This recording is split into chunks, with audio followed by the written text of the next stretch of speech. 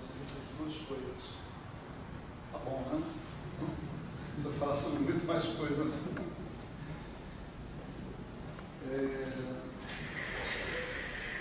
Então, quando a gente fala de espaço dos momenta, né, é porque as expressões que a gente encontrou na aula passada são todas expressões do espaço de posição, x1, x2, x3, né?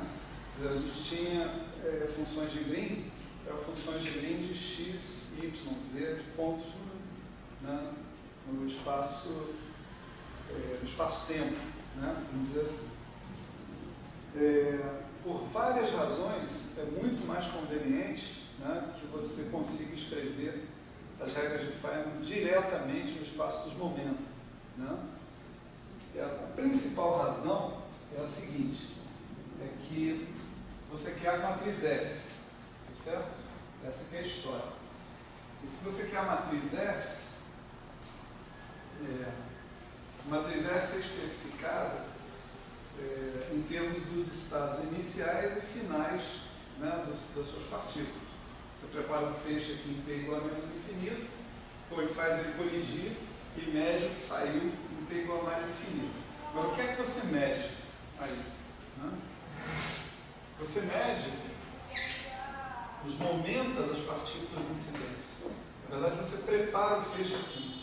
Você prepara a energia, prepara o momento da partícula incidente. Você não prepara a posição dela. Você não sabe exatamente onde é que ela está. Onde é que está uma partícula dentro da LHC? É bem complicado saber, né? Em algum momento você tem que saber, porque a região de interação você tem que fazer elas interagirem. Né? Mas vamos dizer o seguinte, que a preparação do seu feixe é feita sempre em termos de energia e de momento. Né? Então você fixa, pelo menos aproximadamente, a energia e o momento das suas partículas incidentes e depois você mede a energia e o momento das suas partículas que saíram da colisão. Certo? Então todos os seus experimentos físicos eles estão idealizados para medir energia e momento. Às vezes você vai um pouco mais longe, você mede polarização também, spin, por exemplo, a componente do spin, né? Ou a componente de helicidade, mas em geral nem isso você não mede, porque você costuma considerar feixes não polarizados. Existem exceções, experimentos onde você considera feixes de partículas onde tem, cada uma delas tem um certo spin definido. Sei lá, de alguma forma você faz passar por um Stern-Gerlach, né? Antes da definição do feixe. Né? Isso aí bota muitas aspas nisso, porque eu não tenho a menor ideia de como é que se faz uma coisa dessa. Né? Mas imagino que seja isso. Né? Então, já que a matriz S é uma função das energias e momentos das partículas iniciais, das energias e momentos das partículas finais, né? A fórmula de redução ela me dá a matriz S em função das funções de Green, que foram as coisas que a gente aprendeu a calcular. Né? Só que as funções de Green, elas são função de posição, de espaço-tempo, x1, x2, x3, assim por diante. Certo? Né? Na fórmula de redução, uma parte importantíssima da fórmula de redução é justamente uma transformada de Fourier, que vai levar essas coordenadas de posição em coordenadas de momento. Então, as funções de Green finais que a gente vai obter, na verdade, são transformadas de Fourier dessas funções de Green que a gente está vendo aqui. Tá certo? Nada disso é diretamente verificável por vocês, porque a gente não discutiu em detalhe a fórmula de redução. Né? Só assim, para vocês entenderem completamente o que eu estou falando. Então, a gente teria que discutir a dedução da fórmula de redução, das hipóteses que tem por lá, mas isso não vem ao nosso caso aqui. Né? Vem ao caso lá no outro curso. Né? É a última coisa do outro curso de métodos teóricos. Então, o resultado final é que, na verdade, as funções de Green que a gente tem são funções de Green no espaço de momento. Então, a gente teria que considerar a transformada de Fourier desses objetos que a gente obteve aqui. Né? E aí, o que a gente vai ver hoje em relação a isso, né, a primeira parte da aula, regras de Feynman no espaço dos momentos, é como como a gente pode escrever diretamente, né, essas funções de Green já no espaço dos momentos, para não ter que calcular, transformar de Fourier toda hora, fazer etc. e tal. Então nós vamos fazer isso calculando a transformada de Fourier de um certo gráfico. Aí a gente vai ver a estrutura do negócio e vocês vão perceber como é que a coisa funciona. Tá certo? E daí a gente vai escrever diretamente as regras de Feynman já no espaço dos momentos. Tá? É assim, na verdade, que quase qualquer teoria de campo é colocada. Né? Quer dizer, as regras de Feynman já saem do espaço dos momentos, de modo que você...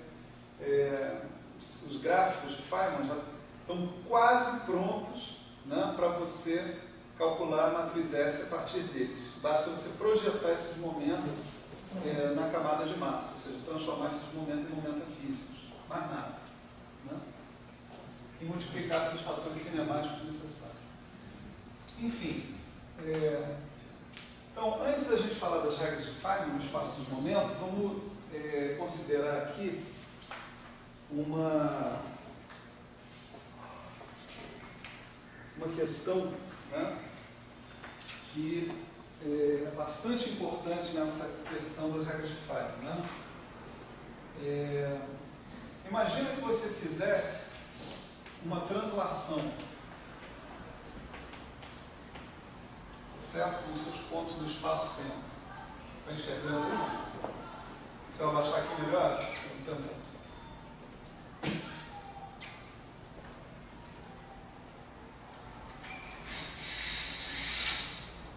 E aí? Essa também? Então.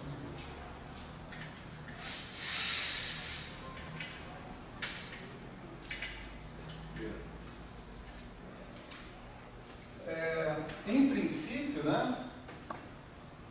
Supostamente a física é invariante para uma operação como essa. Isso significaria o seguinte: você redefinir a origem das suas coordenadas. Né? Ao invés da origem ser no ponto 0, 0, 0, 0, a origem seria no ponto A0, A1, A2, A3. Né? Você faria isso com todos os pontos do espaço-tempo. Né? Quer dizer, a mesma translação não é um A de X, né? Não é isso. É a mesma translação rígida para todos os pontos do espaço-tempo. Essa é uma operação que ela é gerada, né, no espaço de Hilbert, né, do sistema, por um operador unitário. Tá certo? Aí eu tenho que invocar para vocês um teorema bem conhecido do nosso querido Wigner, que diz o seguinte: né, toda e qualquer operação de simetria no meu sistema é representada, né, quanticamente falando, por um operador unitário ou anti-unitário. E por operação de simetria, a gente entende uma operação de simetria no domínio quântico, né, a gente entende uma operação que não muda os valores esperados, né, não muda o produto escalar. E, portanto, não vai mudar as probabilidades. Probabilidade é tudo que você calcula. Se a probabilidade não muda, significa que você não tomou conhecimento da operação sobre o sistema. Tanto faz ter feito a operação quanto não ter feito a operação. Né? Então, se isso é uma operação de simetria, né, se você trocar a origem, né, do seu espaço-tempo, trocar todos os pontos por uma translação desses pontos, essa operação ela tem que estar representada no espaço de Hilbert por um certo operador unitário, que depende desses parâmetros de translação, naturalmente. A cada parâmetro um operador. Né? Como isso daí é uma operação contínua, né? Ou seja, a operação identidade é AMI igual a zero, né? Menos a operação é com menos AMI, né? Operação inversa pega o menos AMI. A gente pode rapidamente se convencer que isso daqui é um grupo de Lie, né? Como todo bom grupo de Lie, ele vai ter uma representação exponencial, como a gente viu lá, né? Etc. E tal, né? Tá certo? Operador unitário, sempre os autovalores de operadores unitários são fases. Aí a gente define um operador hermitiano, né, que gera os números reais associados com as fases e assim por diante. Mas o mesmo raciocínio aqui vai nos conduzir a gente escrever uma expressão assim, como sendo traduzir ali PMI, tá certo? Esse PMI aí, a essa altura do campeonato, depois de tanto tempo, né, enrolando aqui com grupos de LI, todo mundo já identifica. Esse PMI vão ser os geradores das translações, tá certo? Ele não está sendo chamado de PMI à toa, né? Os geradores das translações espaciais são os momenta. Isso aí é quase que a definição de momentum, né? Momentum é o objeto que gera translações espaciais, ou nas transformações canônicas, ou como operador no espaço de Hilbert.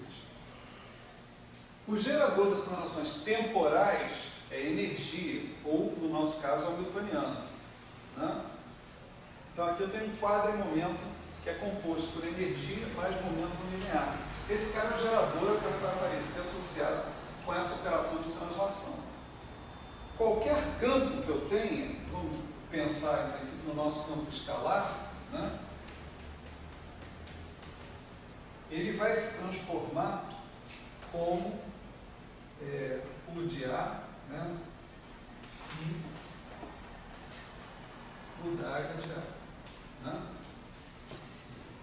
E se ele é um escalar por translações, então o que a gente tem que ter é que o linha, o φ' de x' tem que ser o próprio φ de x.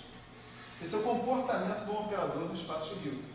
A gente já viu que os campos, eles são os caras que descrevem os graus de liberdade do nosso sistema dinâmico, entre aspas, que a gente está considerando. Né? Eles obedecem equações de Heisenberg, etc. Então, são operadores do espaço de Hilbert, e por uma transformação desse tipo, todo e qualquer operador no espaço de Hilbert tem que mudar desse jeito. Certo? Quer dizer, a partir daqui, não estamos fazendo nada diferente da mecânica quântica não relativista que a gente conhece. O que é relativista aqui é só o Mi, né? Do MPI. Tá certo? Eu estou gerando translações no espaço, mas também estou gerando translações no tempo. Tá certo? Legal. O vácuo, né? Ele, que é o estado de menor energia, a gente considera o vácuo como um estado invariante sobre translações. Certo?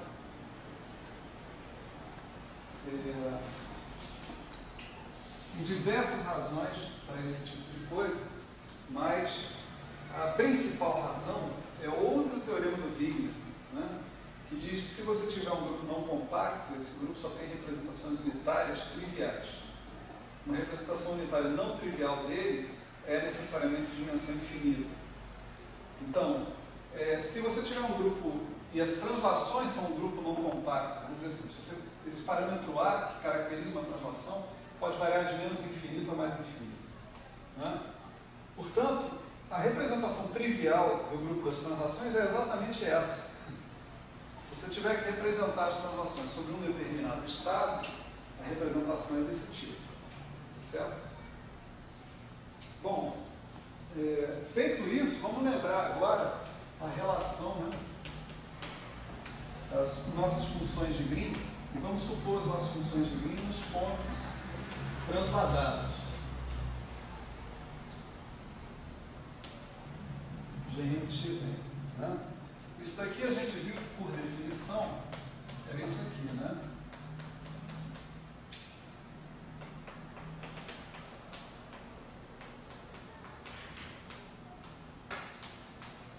Certo? E você pode, né, inserir aí, né, sem nenhum problema, identificar que esses campos transladados, eles são, por sua vez, escritos assim, né?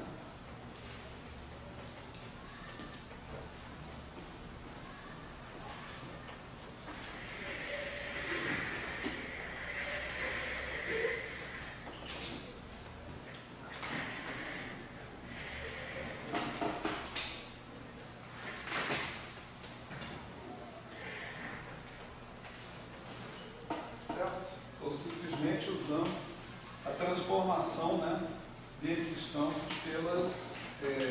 pela operação de translação em questão. Né? Agora você repara que aqui no meio desses caras, né, sempre tem um U DAG U. O U é um operador unitário, então esses caras vão ser cancelados. Né? Só vai sobrar esse U aqui do lado de fora e esse U DAG de A aqui na outra ponta. Tanto o U de A quanto o U DAG de A podem sair do ordenamento temporal, porque não tem nada a ver com o tempo associado com esses X que estão aí. Né? Então, quando o U DAG atuar no vácuo, né? O U DAG é o inverso do U, que é o U de menos A. Né?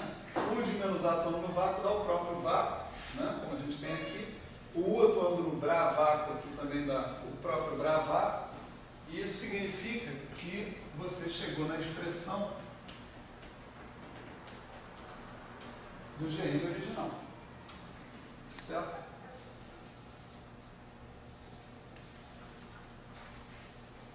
Ou seja, se você tem invariância translacional, né, no seu problema, as suas funções de Green são invariantes translacionais. Tá certo? Isso é um requerimento, né, encadeado com o fato de você dizer que você tem simetria translacional. Tá? Vamos ver o que isso acarreta para transformada de Fourier dessas funções de Green. Como eu já disse, é a transformada de Fourier das funções de Green que vai ser importante para a gente calcular a matriz S. Né? Então, você pegar um jetil M, né, de P1 e PM, a definição desse negócio é o seguinte: integral em dx'1, dx'(m), exponencial de menos i P1 x'1, exponencial de menos i PM x'(m), vezes o GM de x'1, x'(m). Certo?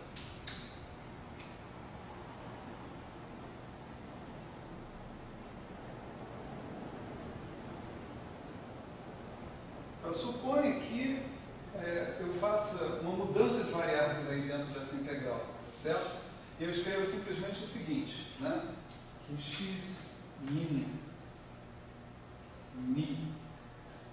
k, né, seja igual a x mi k mais a mi. Tá certo? Isso é uma mudança de variável. Tem um monte de integrais em dx, né? D4x no caso. Né? Então, eu posso dizer o seguinte, que sobre essa mudança de variáveis, o dx k' é igual ao dxk, não é isso? E é claro que agora, cada x' que está aqui, é o xk, é o x mais a. Né?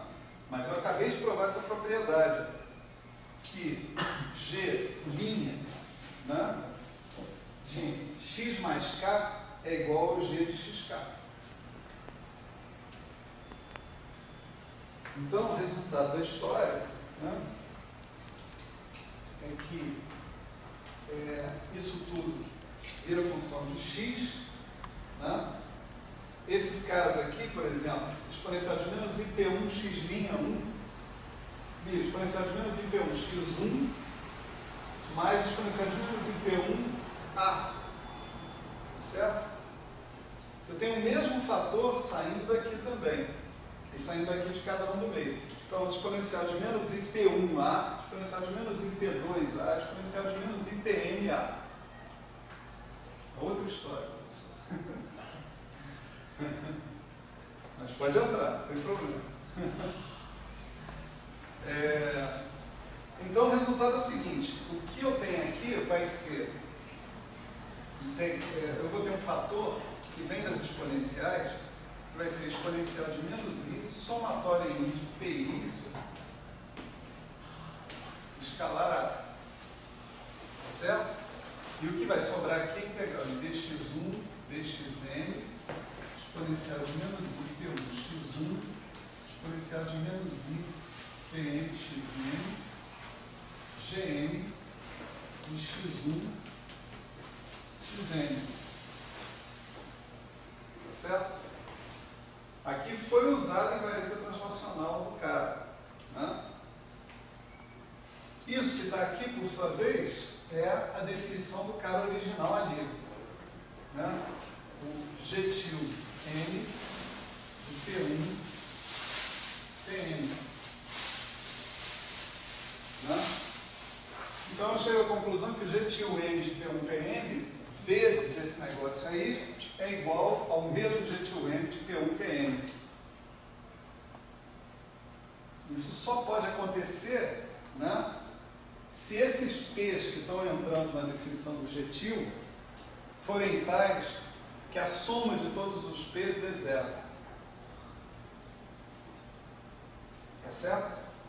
Isso eu posso entender da seguinte maneira. Eu vou dizer que o G til N de P1 Pn tem que ser igual, vamos lá, vamos separar um fatorzinho de 2π aqui, 2π a quarta, delta, da somatória de Pi, vezes uma certa função G barra de P1 Pn.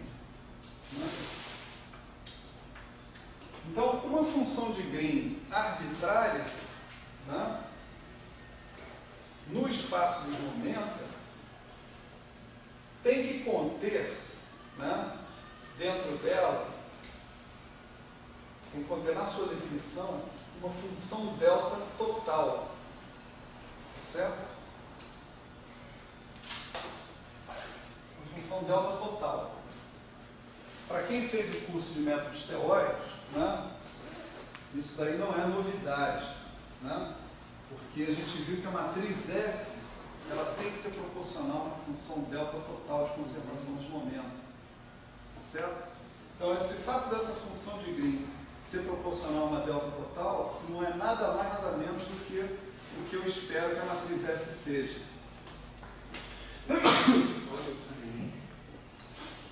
Tá? Na verdade, eu tenho mais restrições aqui baseadas na chamada propriedade de decomposição em clusters. Né? Se eu impuser que eu apenas estou descrevendo processos conexos, eu posso afirmar sobre esse G bar de P1Pm que ele não contém subdeltas de conservação. Mas isso é uma outra história que a gente não estudou nesse curso. Né?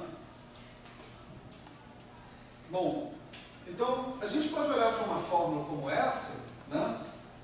Quer dizer, se eu pegar uma função de Green no espaço de momento, ela vai depender de vários momentos, né, distintos, um associado com uma partícula, outro associado com outra, assim por diante. E seja quais forem esses momentos, eu já posso esperar que há uma conservação total do número dos momentos dessas partículas. É certo? Chute.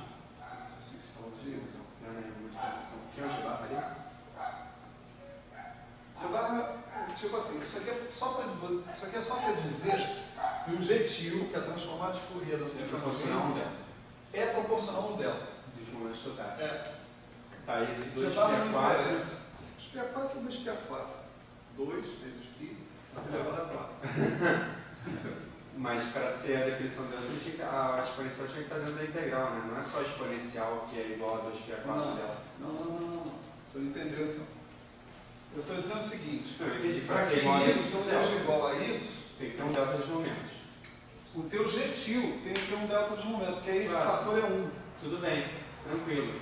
Mas aí eu só estou tentando ver aí o G bar vai ser o que sobra, tem um delta ou 2π4 veio de onde? Você colocou porque vai ser interessante Tem depois. 2π4 aqui, tem 2π4 ali.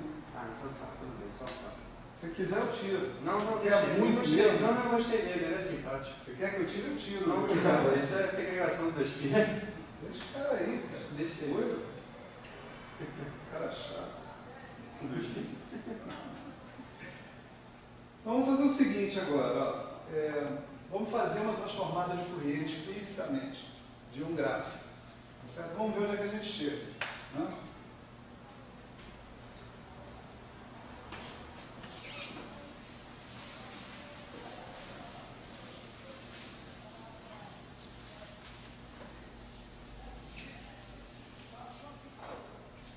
vamos pegar esse cara aqui, esse gráfico aqui, chamar de I de XY, né?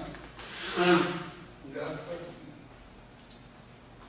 aquele do considerado sol nascente, né? Ou sol poente, dependendo do ponto de vista, né? Do indivíduo, né? Bom, o que interessa aqui certamente não é o fator de simetria desse gráfico. A gente pode até calcular o fator de simetria, se for o caso, né? Mas o que interessa aqui é realmente a estrutura de propagadores desse gráfico, né? Então, vou dizer que isso aqui é proporcional, né? Por um fator beta. Esse beta inclui o lambda 2, inclui os 1 sobre 4 fatorial, inclui o fator de simetria.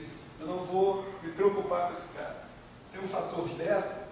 Agora, a parte que realmente interessa nesse gráfico vai ser essas duas integrais aqui, ΔF de x menos x1, ΔF de x1 menos x2 ao quadrado, ou desculpa, ao cubo, ΔF x2 menos y, certo? Tá? Quer dizer, nas nossas regras de fato está tudo muito claro, né? Quer dizer, aqui eu tenho um ponto x e um ponto x1, então tem que ter um propagador. ΔF daqui para cá. x2y, tem que ter outro propagador. Aqui eu tenho 3 propagadores entre x1 e x2, então tem que falar o propagador ao cubo. Né? As regras de Feynman mandam a gente escrever o gráfico desse jeito. Né? Então, vamos pegar esse gráfico aí e calcular a transformada de Fourier dele, certo? Transformada de Fourier vai ser um cara assim, I til de T1, T2, né? E a definição dessa transformada de Fourier, claro que na transformada de Fourier pode entrar, né? Faltou aqui, 1 sobre 2π elevado a, né? Para cada transformada de Fourier que você tem ali. Então, a gente está omitindo esses fatores, né? O 2π está sobrando lá, está faltando aqui e assim por diante. As convenções desse curso não são iguais às convenções do curso anterior. Entendeu? Então, tudo bem. Com essa advertência, né?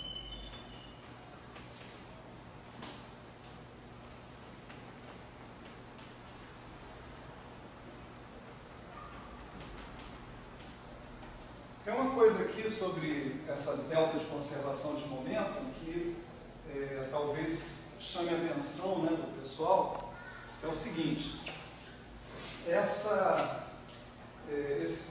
momentos estão todos se somando, então é claro que em algum momento uns vão estar entrando, outros vão estar saindo, né? Assim, certo?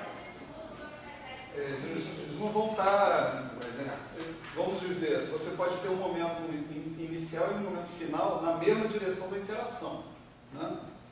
O lance é que na fórmula de redução, os momentos dos estados finais, eles aparecem com exponenciais de mais IT. Então, quando você projetar a tua função de Green, né, nos momentos físicos do seu sistema, você vai consertar esses sinais que estão aparecendo ali. Então, não se preocupem com eles. O que importa aqui realmente é ter uma delta de conservação total deles. Né?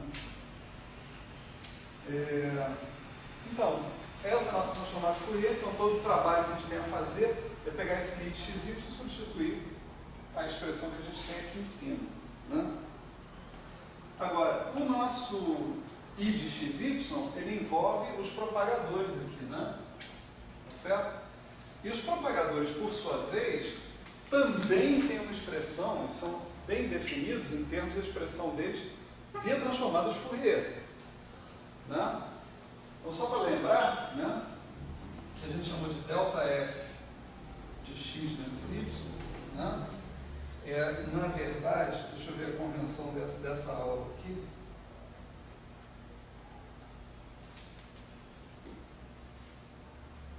É 1 sobre 2π a 4, integral, dq, exponencial,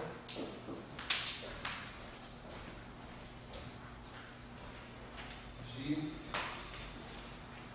menos i, x menos y, sobre Q2 menos M2 mais I epsilon. Certo? Então, cada um dos delta Fs que está aparecendo aí, eu vou substituir ali dentro também. Né? Isso é um saco, mas compensa. Vocês vão ver por quê.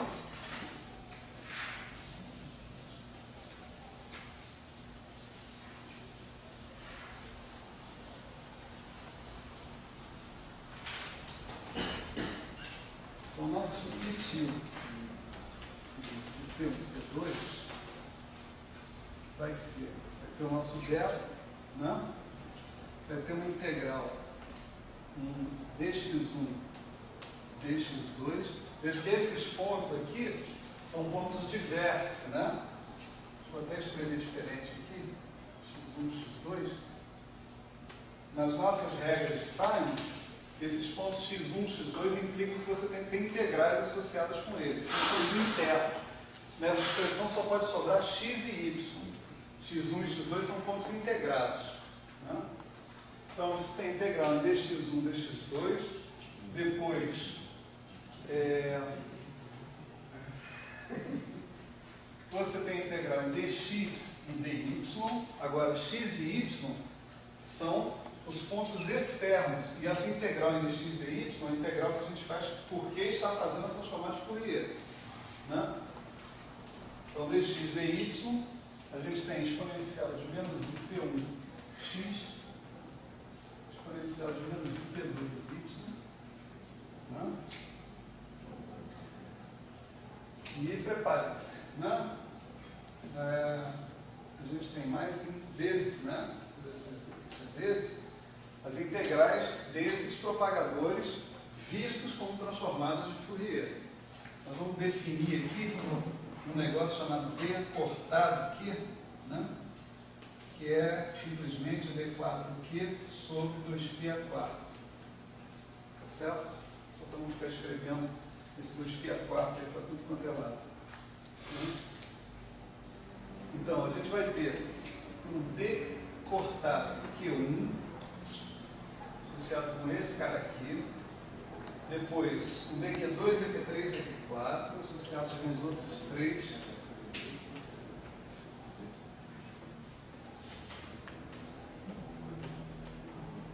e um DQ5 cortado associado com esse último que está aqui. Né? Agora, o primeiro ele vai ser exponencial de menos IQ1 x menos x1. Certo? Aí Q2, Q3, Q4, né, vão ser exponencial de menos IQI x1 menos x2. Né? Então, exponencial de menos IQ2 x1 menos x2 vezes exponencial de menos IQ3 x1 menos x2 de novo, vezes exponencial de menos IQ4 x1 menos x2 de novo, né? Dei conta desses três, agora falta esse aqui. Eu tenho exponencial de menos IQ5 x2 menos y. Né? E agora eu tenho que colocar os denominadores desses caras. Né? Os denominadores deles vão ser 1 sobre Q1 ao quadrado menos M2 mais Y, que corresponde a esse propagador aqui. Depois a gente tem vezes, né? 1 sobre Q2 ao quadrado menos M2 mais Y, 1 sobre Q3 ao quadrado menos M2 mais Y, 1 sobre Q4 ao quadrado menos M2 mais Y, 1 sobre Q5 ao quadrado menos M2 mais Y.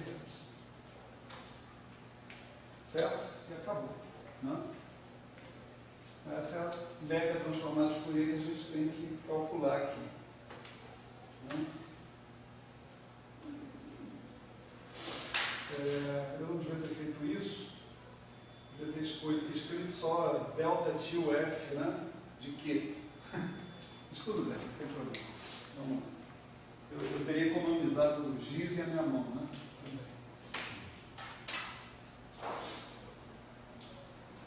Bom, para futura referência, esse cara aqui eu vou chamar de delta tio F de Q1. Delta tio F de Q1, esse cara aqui é o delta tio F de Q2, delta tio F de Q3, delta tio F de Q4, delta tio F de Q5. Certo? Esses caras aí. Mais rápido a gente escrever isso do que escrever o resto das coisas. Então, agora olha só.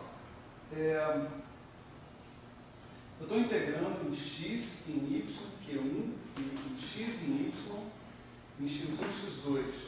Tá certo?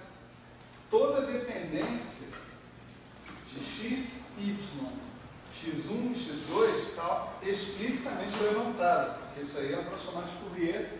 Nada disso depende de x, né? Tá certo? Aqui embaixo.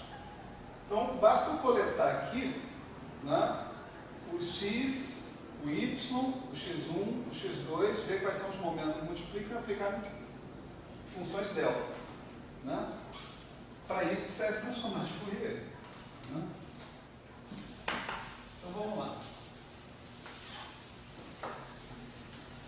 Então, essa mesma expressão, eu agora posso escrever assim, beta, né? Integral dx1, dx2, dx, dy. E agora vamos coletar, né, os termos que envolvem x. Ó. Você tem exponencial de menos iq1x, exponencial de menos iq1x aqui. Então você tem uma exponencial de menos i p1 mais q1x. Né? Você tem exponencial de menos ip2y e você tem exponencial de mais iq5y. Certo? Então tem exponencial de menos ip2 menos q5y. Né? Daqui de baixo. Né? Depois você tem associado com x1, né?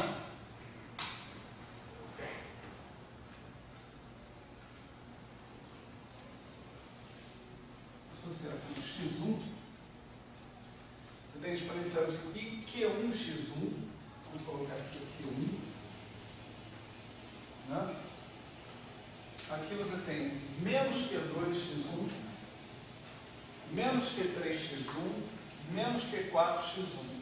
Então, tem Q1, menos Q2, menos Q3, menos Q4. X1. Tá certo? Mais Q1, X1, menos Q2, menos Q3, menos Q4. Certo? Depois a gente tem exponencial de menos I, Q2, agora eu vou botar X2 aqui, né? Aliás, é mais I.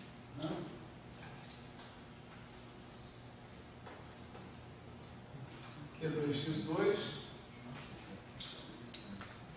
o Q2 aparece com sinal positivo e aparece mais Q3, mais Q4, menos Q5.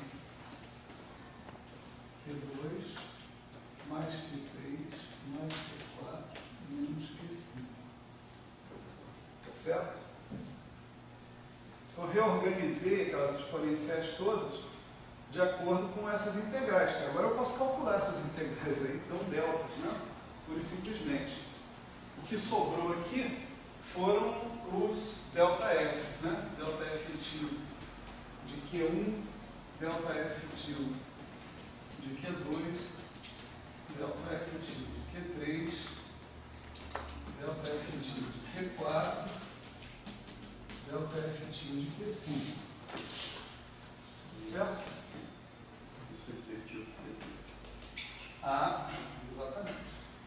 E a integral sobre os d q barra i. Vou chamar assim, agora q igual a 1 a 5 d q i. Exatamente. É claro que aqui esses caras não passaram por cima do integral em dq, né? Foi o erro do professor. As integrais de dx1, dx2, dx3 que passaram por cima do integral em dq. Estão sendo feitas primeiro, né? Então, ao fazer as integrais em dx1, dx2, dx e y, esses caras aqui vão virar, vamos lá, integral, igual assim, e cortar aqui, né? E aqui nós vamos ter uma delta, 2π4, né, na verdade, delta de P1 mais Q1, 2π4, delta de P2 menos P5, 2π4, delta de Q1 menos Q2 menos Q3 menos Q4, e 2π4, delta de Q2 mais Q3 menos Q4 menos Q5. Tudo isso multiplicado delta F de QI, né? Bom, não preciso porque eu já tenho o produtório aqui, né? O produtório está me levando esse cara em consideração.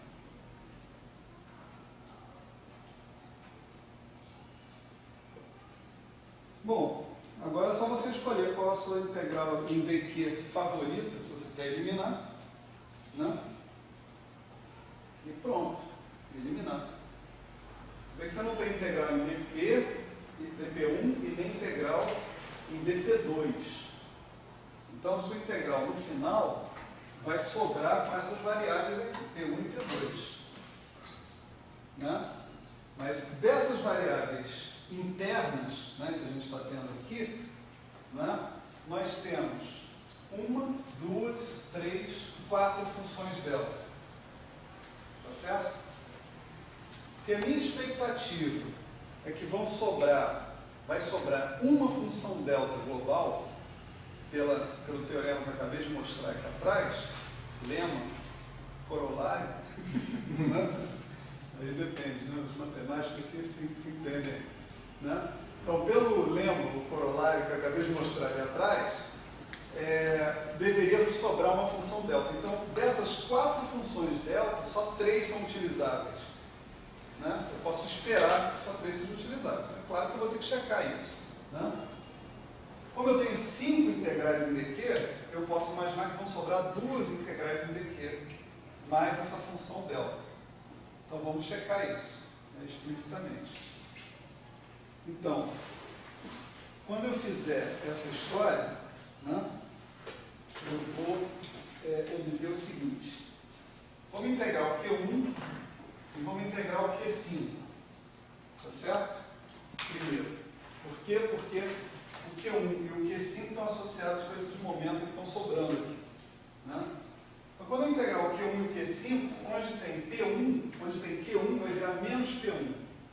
Onde tem Q5 vai virar P2. Né? Então, vamos escrever isso aqui embaixo. Delta, integral, tirei o Q1 e o Q5 da jogada. Né?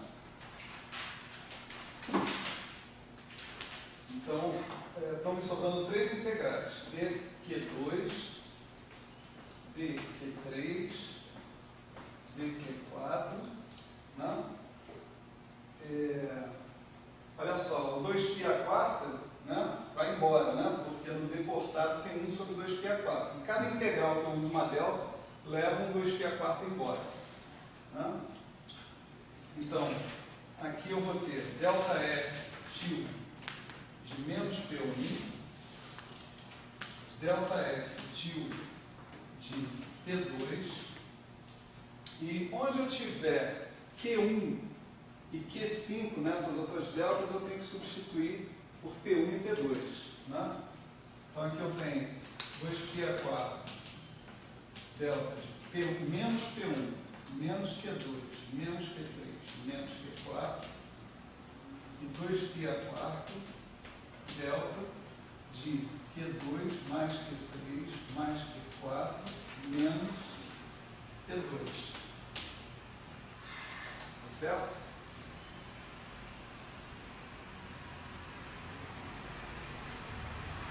Bom, agora eu posso escolher uma dessas integrais aí para fazer. Por exemplo, essa, né? Quero eliminar um momento Q4, tá certo?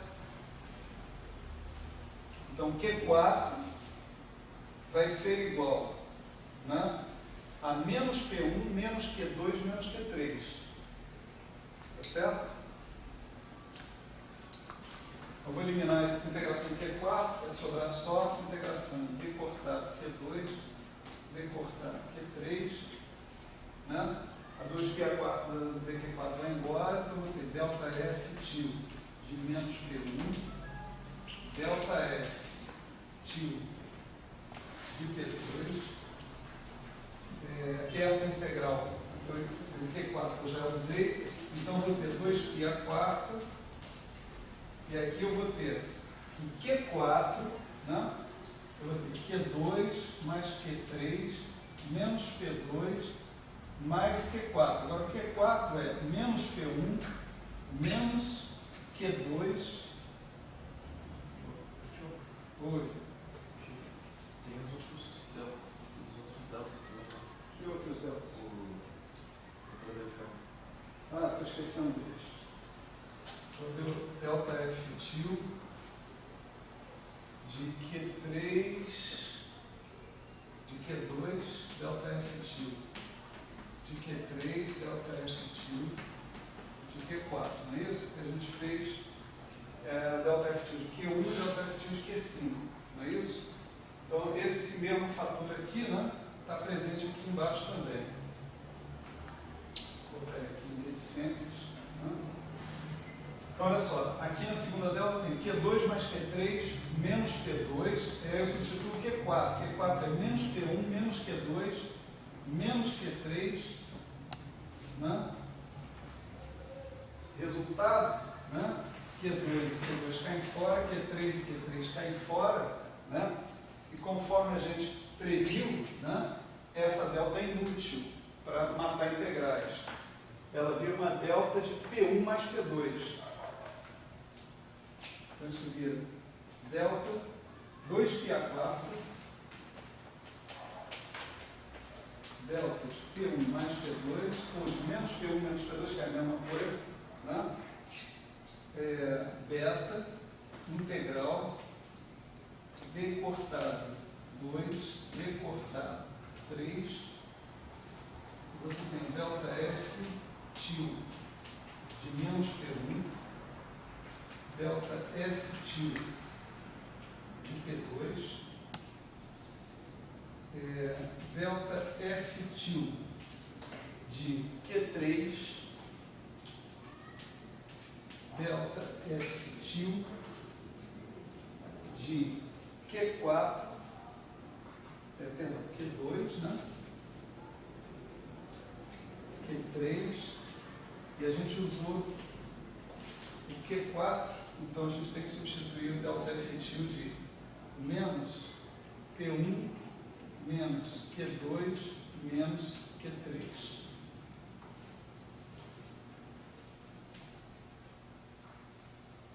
Isso aqui vai o Q4. Né? Você vê que você terminou com uma integral entre Q2 e Q3 de uma função que é a função só de Q2 e Q3. Esses objetos que estão aqui não dependem das variáveis de integração e podem sair da nossa integral. Né? O mais significativo aqui é que o fator, né, 2π4 delta de P1 do somatório dos momentos externos do gráfico, né? O gráfico é um gráfico de P1 e P2, não é isso? Conservação está aqui. Está ali o cara ali. Com 2π4. Com 2π4. Bom? Aguentou essa? Ok. Depois dos 3 chutes, eu aguento outra vez.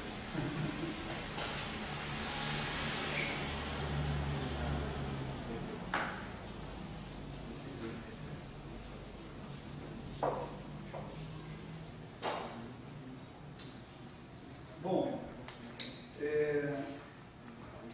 se eu olhar para esse gráfico, eu posso observar algumas coisas interessantes aqui, né?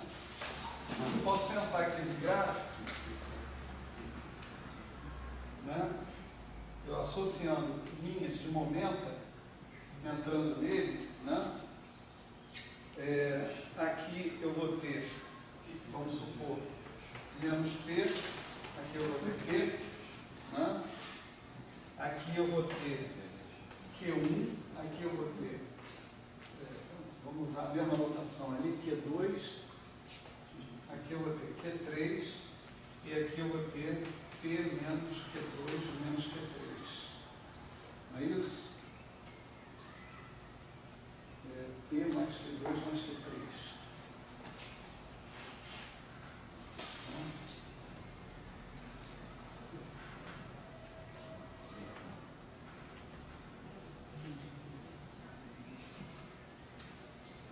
De modo que se você olhar em cada vértice, né, aqui, o que está acontecendo, né, você vai observar que em cada vértice desse você tem uma conservação dos momentos que estão chegando nele.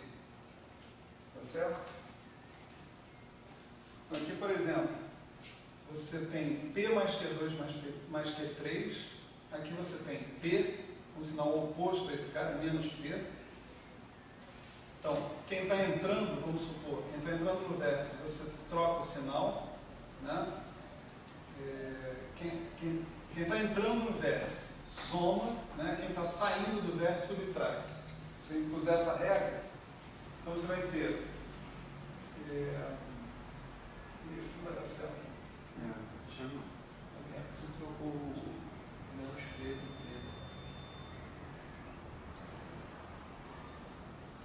P. Embaixo, aliás, vai ser menos P mais Q2 mais Q3, não? Embaixo ali vai ser menos P mais Q2 mais Q3. Pode ser. Exatamente. Exatamente. O que a gente está falando aqui é que o P1 é igual a menos P, P2 é igual a P. Como aqui P1 mais P2 é igual a zero. Né? O que a gente está observando. Então, quem chega no gráfico, eu suponho, eu associo com um sinal de mais, quem chega no vértice, né, eu associo com o sinal de mais, quem sai do vértice, eu associo com o sinal de menos. Então eu vejo que a soma dos momentos que estão chegando aqui é zero. E a soma dos momentos que estão chegando e saindo aqui também é zero. Tá certo? Esse daqui, né, é menos P mais Q2 mais Q3. Esse aqui saindo troca para mais P menos Q2 menos Q3, a soma disso dá zero. Certo?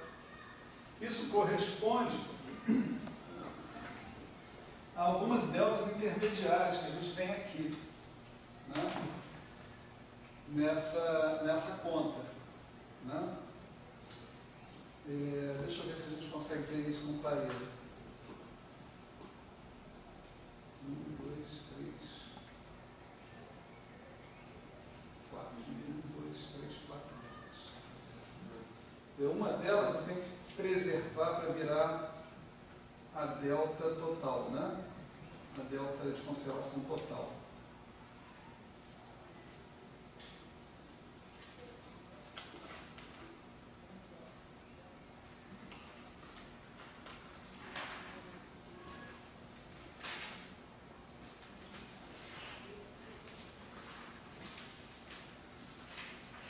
Então aqui você tem, por exemplo, Q1 é igual a Q2 mais Q3 mais Q4. Né?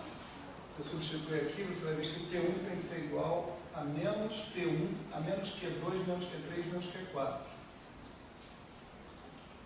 E o P2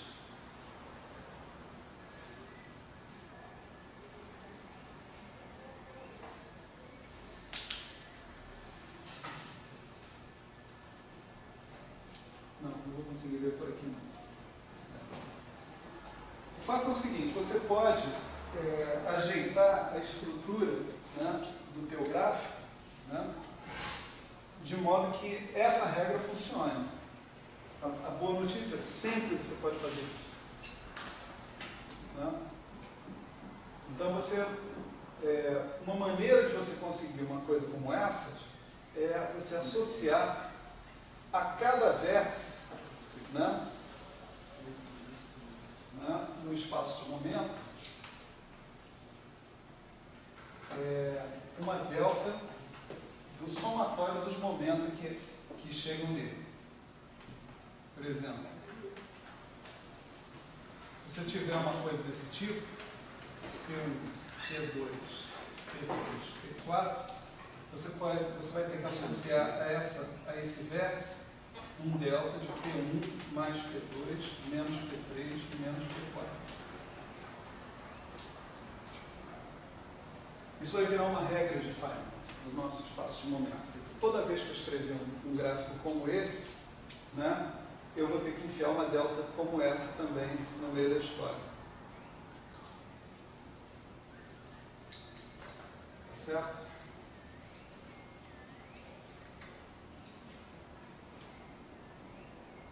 Eu vou poder usar essas deltas que estão aparecendo aí para reduzir as minhas integrais.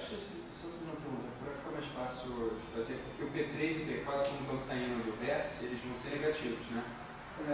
Então já você teria que escrever direto P1 mais P4.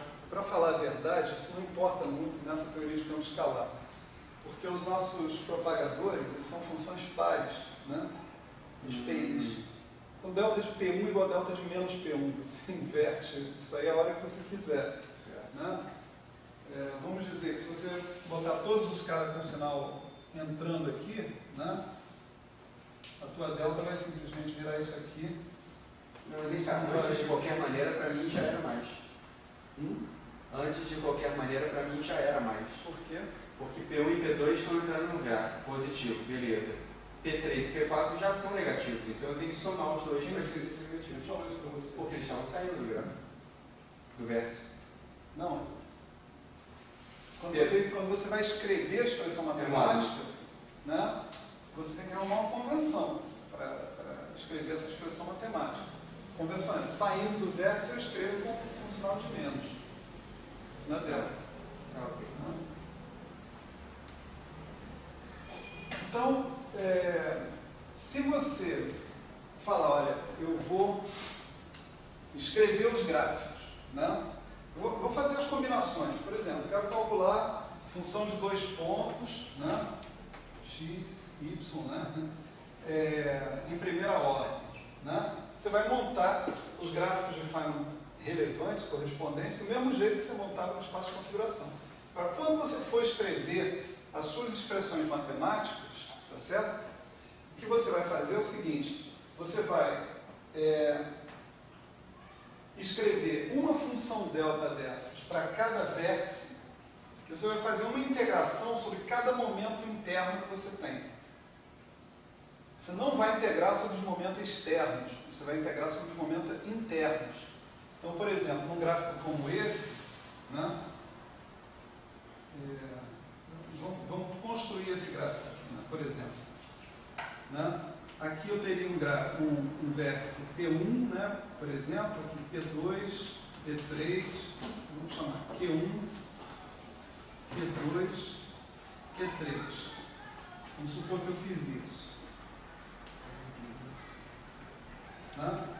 Então aqui eu teria um delta de P1 menos Q1 menos Q2 menos Q3. Eu também teria um delta aqui de Q1 mais Q2 mais Q3 menos P2. Né? Eu teria que simplesmente escrever os propagadores no espaço de momento associado com cada cara desses. Né? Então, delta de P1, delta til, né, de P1, delta til F de Q2, delta til F de Q1, delta til F de Q2, delta til F de Q3. Né? E a regra é a seguinte: eu integro sobre todos os momentos internos. Então, eu vou ter uma integral dq cortado, né? 1, dq cortado 2, dq cortado 3. Tá certo? O resto são os mesmos fatores que aparecem no espaço de configuração. Os fatores que vêm na frente. Então, tem aquele beta lá, que envolve fatores de simetria, constante de acoplamento, etc, etc. Está tudo ali igualzinho. Né? Você observa que dessas duas deltas que estão aqui, se a gente tiver obtendo uma expressão legal, só uma que vai servir. Tá certo? Porque tem que sobrar uma delta de conservação global. Né? Então, aqui, por exemplo, se eu integrar em relação a Q1, né, eu vou obter delta F de P1, delta F de P2, isso aqui não está dentro da integral, né, essencialmente. E eu vou ter delta F de Q1, que vai ser P1 menos Q2 menos Q3. Né? Então, isso daqui vai me dar delta F tilde de P1, delta F tilde de P2, né?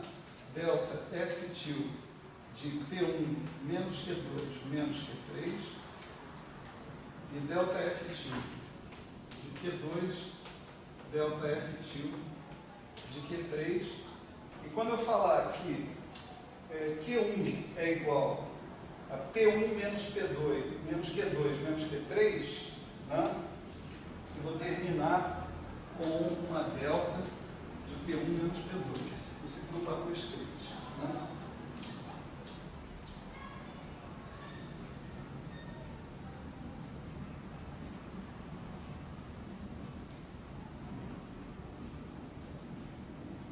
Q1 é igual a P1 menos Q2 menos Q3.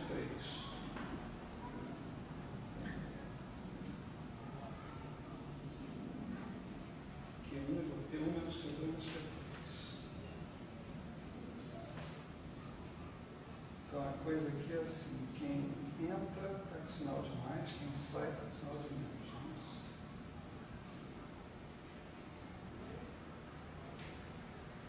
Estou sobrando uma delta com sinal contrário.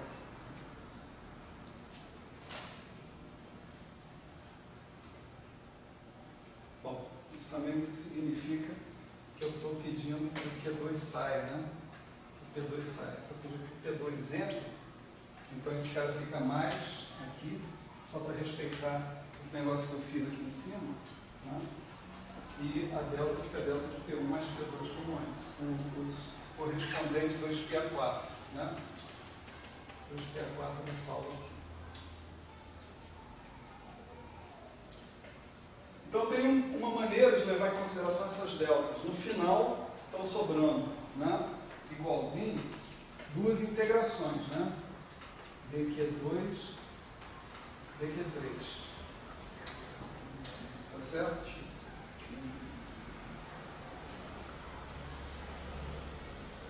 Essa integral, ela não tem problema nenhum se eu pegar, por exemplo, as variáveis Q2 e trocar por menos Q2, Q3 e trocar por menos Q3, esses caras trocam para o delta de menos Q2 e menos Q3, e esse delta troca para P1 mais Q2 mais Q3, e a gente reproduz a expressão anterior que está aí. Tá certo?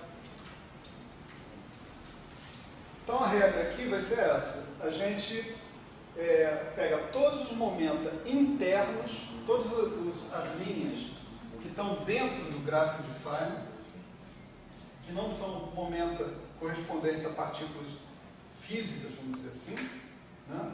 Momentos internos, você integra sobre esses momentos internos. Você vai usar as deltas que estão nos vértices para reduzir o número de integrais. E uma coisa que eu não vou provar para vocês, mas vou adiantar, né? É que o número de integrais que sobra é sempre igual ao número de loops que o gráfico contém. Tá certo? Isso dá para provar combinatorialmente. Tá certo? Não é tão difícil assim, mas quer dizer, aliás, é um pouquinho difícil. Né? Aqui, por exemplo, esse gráfico aqui contém dois laços, né? Dois loops. Tá certo? Então, você espera, né, que sobrem duas integrais independentes no final, em duas variáveis independentes. No caso, dq2 e dq3. Né? Numa teoria φ3, por exemplo, você pode reconhecer uma teoria φ3 olhando para um gráfico de Feynman desse. Por quê? Vamos lá. Resposta. Tem três campos. Quem falou isso? Vértice triplo. Opa! Isso aí. Caraca, eu tô sinistro hoje, hein? Deixa eu te falar uma coisa. É o Você cagou, não é bonito. Né? Quer dizer, você olha para cá... Então, você viu a aula passada do... Você colocou integral com vértice. É isso mesmo. Ah, tá levantando assim, ó. Você olha para o vértice, né? E você conta o número de linhas que está saindo, chegando, tanto faz o vértice. Numa teoria Φ4, por exemplo, você conta 1, 2, 3, 4. Cada linha corresponde a um campo, né? A uma coisa desse tipo. E numa teoria Φ3, cada linha constitui, né? Essa teoria que é uma teoria onde a interação é tipo Φ3. Você não vai encontrar um gráfico assim numa teoria Φ4. Tá certo? Então, isso aqui é um gráfico de um loop na teoria Φ3. Tá certo? Vamos escrever aqui a expressão dele, só para treinar, né?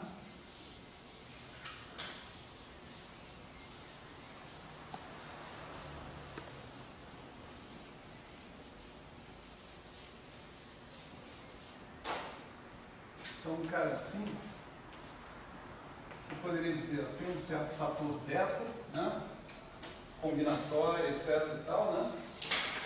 Aí você tem os propagadores externos, ΔF de P1, ΔF de P2, né? Aí você tem o ΔF de Q1, ΔF de Q2. Aí você tem que integrar sobre esses momentos internos, dQ2, e tem que botar uma delta de conservação de momento para cada um deles. Então aqui eu suponho que seja Q1, Q2 e aqui Q2. Né? Então você tem delta de P1 menos Q1 menos Q2, delta de Q1 mais Q2 mais Q2. 2π a quarta, né?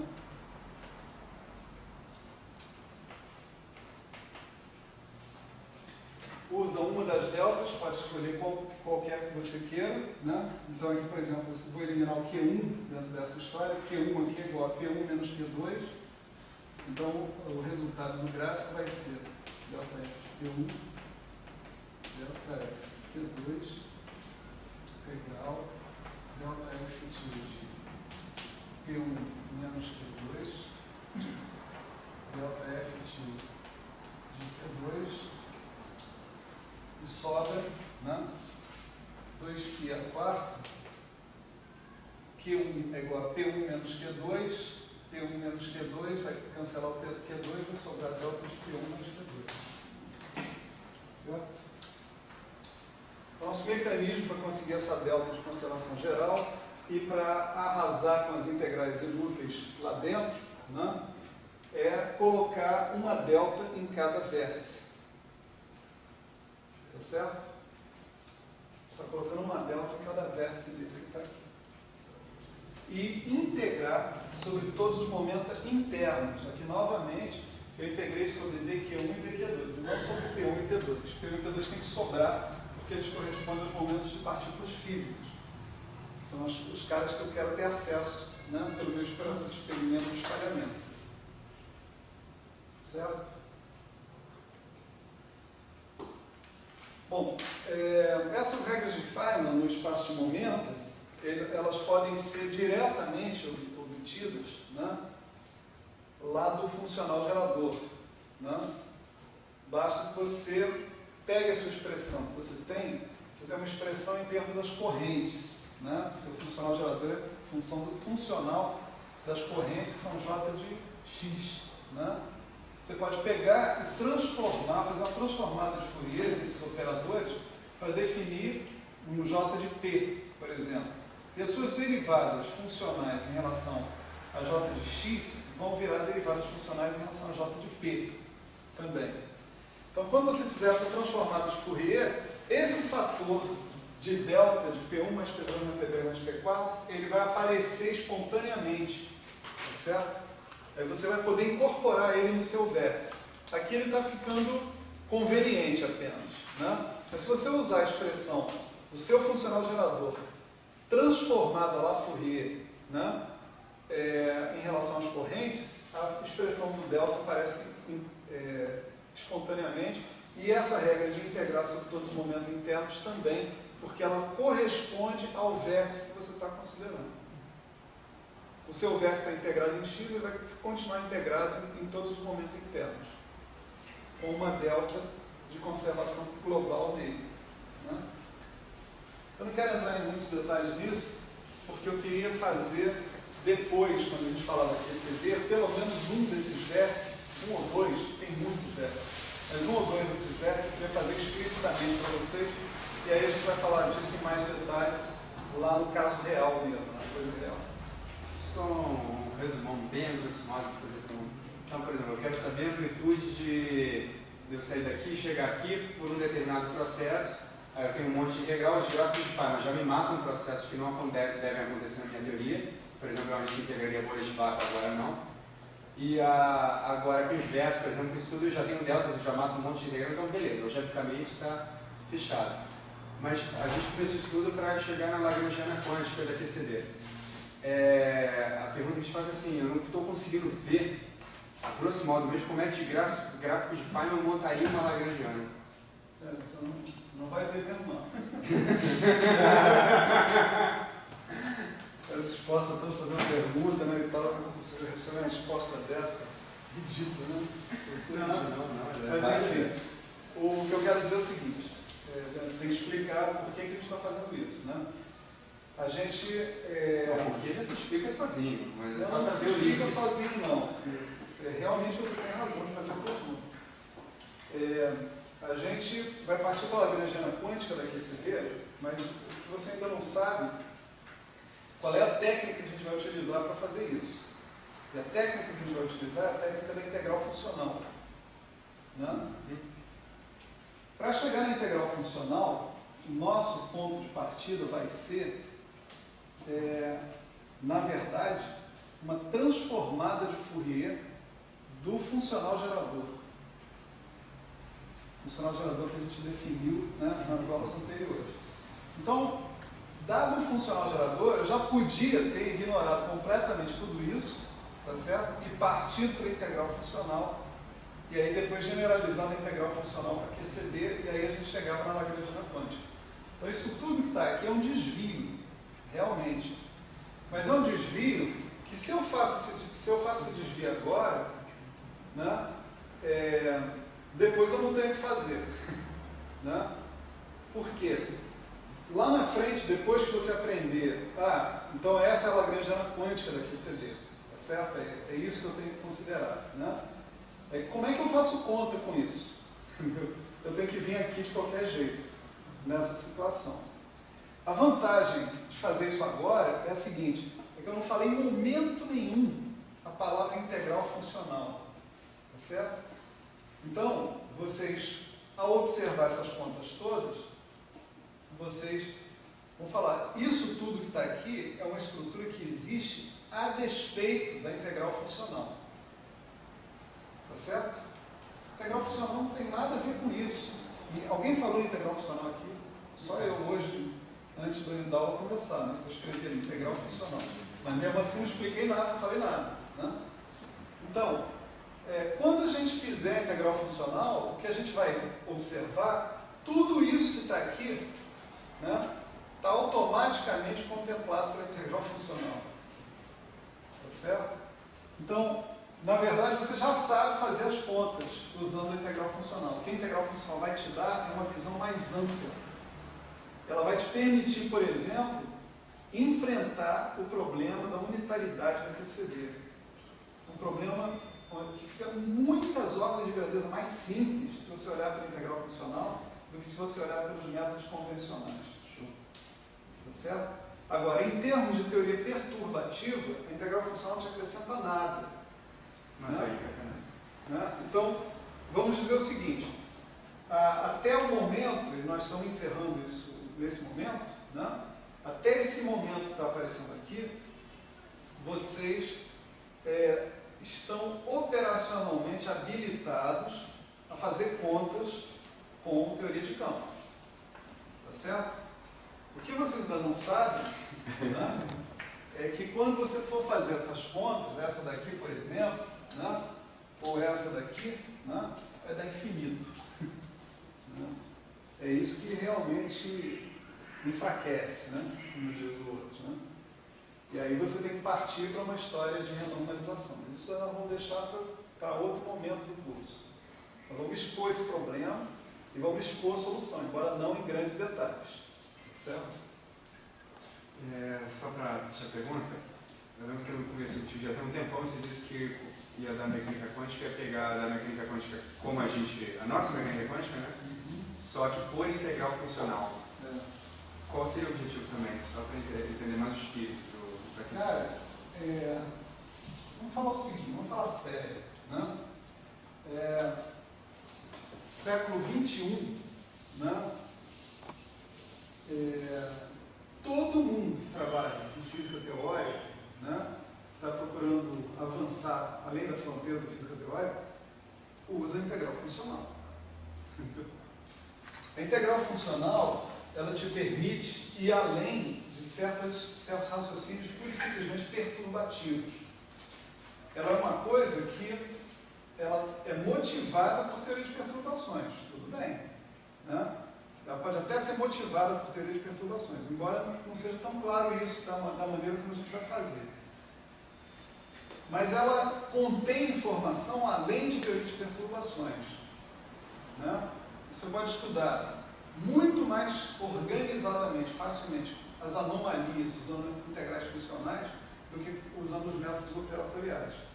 Você pode estudar os processos de mudança de topologia, por exemplo, buracos negros, essas coisas, usando integrais funcionais do que usando qualquer outro tipo de variável. Tem argumentos que eu não sei se existem saindo da integral funcional, não. Entende? Então, é um instrumento, é um beabá, é poderosíssimo, entende?